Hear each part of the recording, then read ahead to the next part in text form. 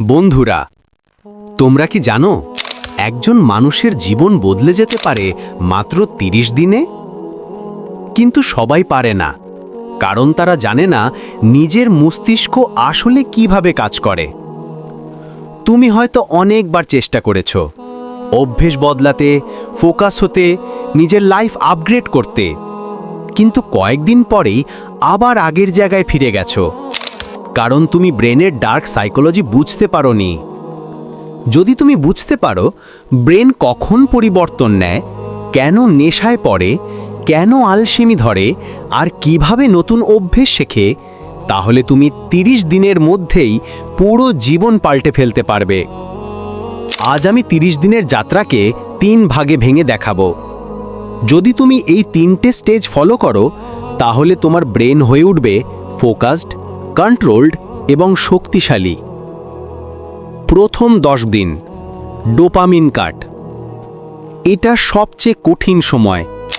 এখানেই 80% মানুষ হেরে যায়। এই 10 দিনে তোমাকে ছাড়তে হবে। একেবারে ছাড়া সম্ভব নয়, প্রায় অসম্ভব। তাই তুমি এটাই দিন তুমি এগুলা একটু কম ব্যবহার করবে, যেমন রিলস বা টিকটক দেখা, গেম, নেটফ্লিক্স, সিরিজ অযথা স্ক্রল করা, রাতে দেরি করে জাগা, অযথা মানুষের সাথে সময় নষ্ট, জাঙ্ক ফুড, এগুলোই তোমার ব্রেইনকে দ্রুত আনন্দে আসক্ত করেছে। এই 10 দিনে প্রথম 10 দিনের থেকে যে সময়টা বাঁচালে, এ সময়টা তুমি দিবে 30 মিনিট হাঁটা বা হালকা ব্যায়াম, ঠিক মতো ঘুমাও, 20 মিনিট বই পড়ো, মোবাইল ব্যবহার 50% কমাও, প্রতিদিন 10 মিনিট চুপচাপ বসো, মাইন্ড ডিটক্স। প্রথম 3-4 দিন খুবই কঠিন লাগবে, মাথা ভার লাগবে, বিরক্ত লাগবে, মনে হবে কিছু একটা মিস করছো। এটাই হলো ডোপামিন উইথড্রল। দিন 7 থেকে 10-এ তুমি অনুভব করবে মাথা একটু পরিষ্কার, ঘুম ভালো, ফোন কম ধরতে ইচ্ছে করছে, ছোট কাজ করতে পারছো। এটাই সিগন্যাল তোমার ব্রেন পরিবর্তনের জন্য প্রস্তুত। পরের 10 দিন মাইন্ড রিবিল্ডিং। এই 10 দিন হলো ব্রেনকে নতুন অভ্যেস শেখানোর সময়। এখন তুমি ব্রেনকে বলছো আনন্দ আসে অগ্রগতি থেকে। এই দিনগুলোতে তুমি যা যা করবে, একটা নতুন স্কিল শেখো, ভিডিও এডিটিং, ডিজাইন, ইংরেজি, মার্কেটিং, যে কোনো কিছু। প্রতিদিন 30 থেকে 60 মিনিট নতুন কিছু শিখো। প্রতিদিন একটি ছোট টাস্ক সেট করো, একটি নির্দিষ্ট রুটিন তৈরি করো, ব্যায়াম বা হাঁটা চালিয়ে যাও। দিনে অন্তত একটি কাজ নিজেই সম্পূর্ণ করো। এই দিনগুলোতে তুমি কি একদম করবে না?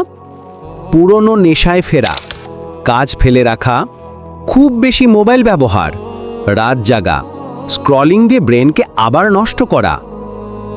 এই ধাপে তুমি টের পাবে মনোযোগ বাড়ছে, অলসতা কমছে, নিজের ওপর কন্ট্রোল বাড়ছে। এটাই তোমার ব্রেনের পুনর্জন্ম পর্ব। শেষ 10 দিন আইডেন্টিটি শিফট। এটাই হলো আসল পরিবর্তন। এ সময় ব্রেন বলে আমি অন্য মানুষ। এই দিনগুলোতে তুমি যা যা করবে, তোমার শেখা স্কিলগুলো কাজে লাগাও, রুটিন আরও শক্ত করো, প্রোডাক্টিভ কাজ বাড়াও, নিজের চিন্তাকে পজিটিভ দিকে নিয়ে যাও, ডিজিটাল লাইফ লিমিট রাখো, ভবিষ্যৎ প্ল্যান তৈরি করা। এই দিনগুলোতে তুমি এগুলো একদম করবে না। পুরনো জীবনে ফিরে যাওয়া, নেশা, স্ক্রলিং, সময় নষ্ট, নিজেকে আগের আমি ভাবা, ডিসিপ্লিন ভাঙা। দিন 25 থেকে 27-এ তুমি বুঝবে আগের নেশাগুলো আর আকর্ষণ করছে না। চলো একটু স্ক্রল করি, এই চিন্তাটাই আর মাথায় আসবে না। শেষ 3 দিনে তুমি অনুভব করবে তুমি এখন সেই মানুষ যে নিজের মস্তিষ্ক নিয়ন্ত্রণ করতে পারে। এটাই হলো আইডেন্টিটি শিফট। শেষ কথা, 30 দিন হয়তো ছোট সময়, কিন্তু এই 30 দিন তোমার পুরো জীবন বদলে দিতে পারে। প্রথম 10 দিন ব্রেনকে পরিষ্কার করো, দ্বিতীয় 10 দিন ব্রেনকে শেখাও, শেষ 10 দিন ব্রেনকে নতুন পরিচয় দাও। তাহলে তুমি দেখবে ডে 1 থেকে ডে 30 তোমার জীবন পুরোপুরি বদলে গেছে। এটাই ডার্ক সাইকোলজির সবচেয়ে শক্ত সত্য।